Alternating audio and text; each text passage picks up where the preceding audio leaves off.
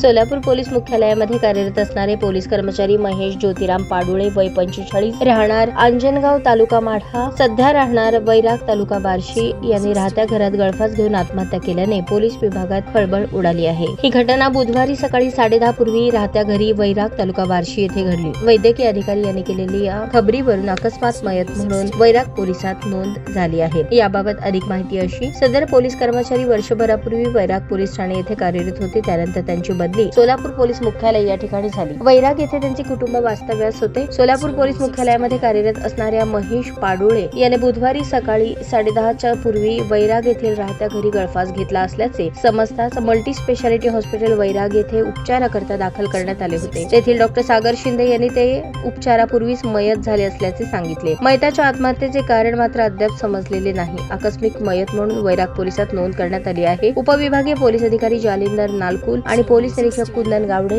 यांनी घटनास्थळास भेट दिली। मयताचे शवविच्छेदन बार्शी येथे करण्यात आले। त्यांचे मूळ गाव अंजनगाव तालुका माढा येथे अंत्यसंस्कार करण्यात आले। त्यांच्या पश्चात पत्नी, एक मुलगा, एक मुलगी, आई, वडील असा परिवार आहे।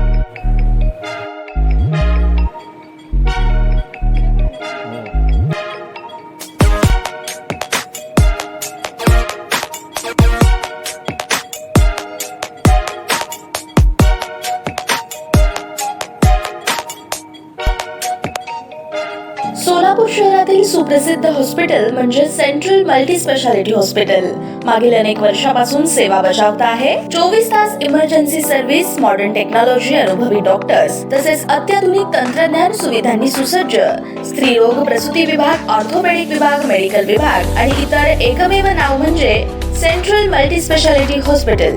पत्ता गणेशपेठ शॉपिंग सेंटर, मंगळवार बाजार, सोलापूर। ताज्या बातम्या पाहण्यासाठी प्राईम महाराष्ट्र न्यूज चॅनलला सबस्क्राईब करा।